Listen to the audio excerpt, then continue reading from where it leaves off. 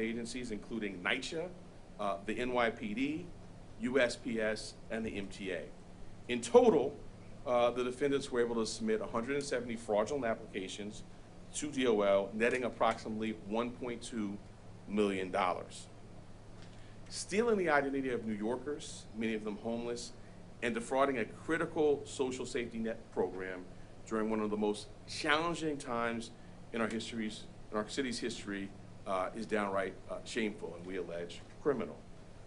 What's more, and I say this as someone who's been a public servant and continues to be one and cherishes and trusts that public trust put in us, many of the defendants worked in government positions of trust. This type of conduct by our public servants is unacceptable and, as we allege, criminal. That leads us to the fourth indictment, burglary charge. Perhaps not surprising when one is dealing in the proceeds of fraud. A disagreement arose as to how to divide those proceeds, which leads us to this fourth indictment. One of the partners, the alleged partners in the pandemic benefits fraud scheme, along with a fellow DHS employee, believed that another defendant was keeping more than his fair share, which I will put in quotes, of the proceeds from the fraud. So she enlisted her boyfriend and a friend who also were involved in the underlying application fraud to burglarize the residential apartment of one of their alleged co-conspirators in November 2020. This person began working later in time for the NYPD in the summer of 2022. She was ultimately fired by the NYPD when the NYPD learned about the burglary. And that is the overview of our four indictments. So I will just I know that's a lot of moving parts, and I will just sort of summarize. We start with a ghost gun investigation, which is something that we've been focusing on more and more with NYPD and our federal ETF, and very, very serious allegations about literally printing out firearms from one's home. And that street crime investigation grew into and developed into a very, very important financial fraud investigation where we see individuals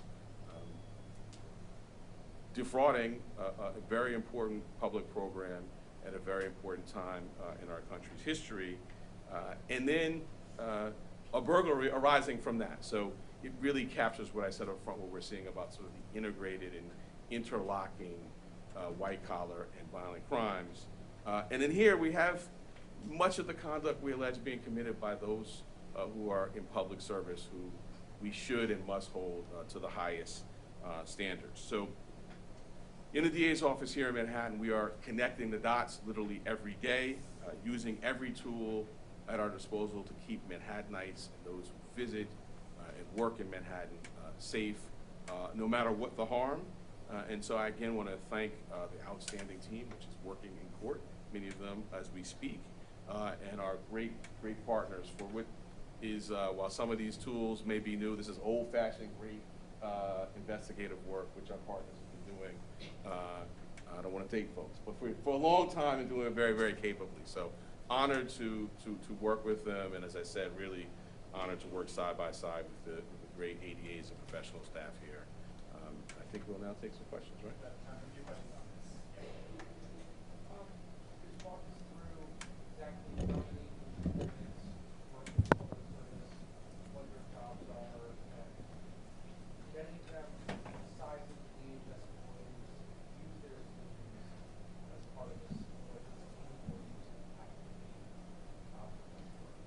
So let's divide it into three categories. You have the DHS employees who certainly, we allege, abused their authority. And then you have, so that's sort of the front end of the fraud. And then delivering the procured fraudulent checks, you have the letter carrier who also, we allege, abused his authority. The employees of the NYPD and the MTA, who I mentioned, I think we should hold them, and NYCHA hold them to high standards, but they did not, it was not I would say, breach of the public sense in a general sense, but they did not use their positions. The letter carrier is literally on his route, and pulling things out, and the DHS employees pulled the personal identifying information from databases, both physical and digital, that they had access to by virtue of their positions.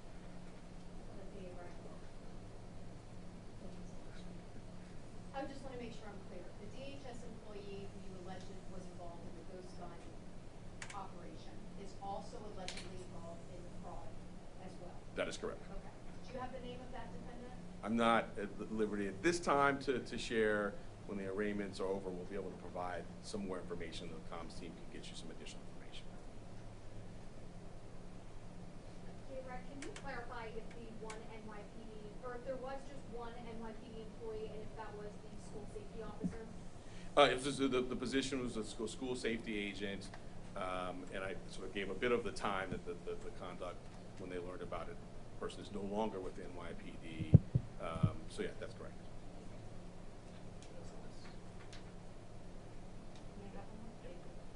Can you provide just a little bit more about how you got from ghost guns to this financial fraud? Just a little bit.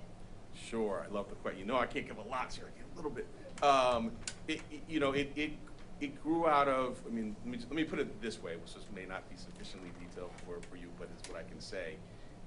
When you bring a serious charge like those ghost gun charges, you begin to then look into the background of the individuals involved. You take investigative steps, for example, a search warrant, for example, or something like that, which may, while the fruits of that were, you were looking for another crime, may lead you in another direction. So what I would say is this is just great old-fashioned law enforcement work where you start pulling at threads, you bring a great case, and you don't stop there.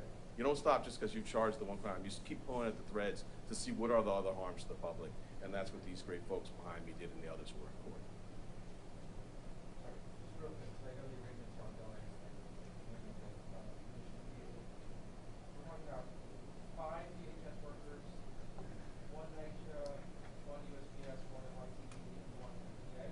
You said that pretty fast. I think that's accurate. I think what we can do that's helpful is very shortly after provide a demonstrative that is going to be redacted for the moment and perhaps unredacted even shortly after we conclude. I think I have a couple. Last one. Yeah. How many in total? 18. All right, thanks everyone. What was the pandemic program? What was The Pandemic Unemployment Assistance Program. Thanks so much. Have a good night.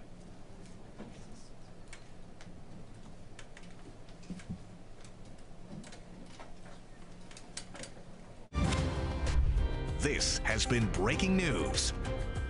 We're following a story developing right now in Manhattan.